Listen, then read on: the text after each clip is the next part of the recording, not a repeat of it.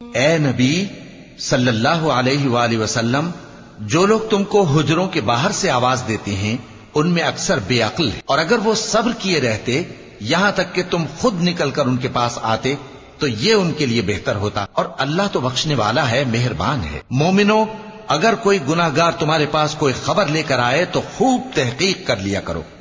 ऐसा न हो कि किसी कौम को नादानी से नुकसान पहुंचा दो, फिर तुमको अपने किए पर नादिम होना पड़े। और जान रखो कि तुम में अल्लाह के पैगंबर सल्लल्लाहु अलैहि वसल्लम है।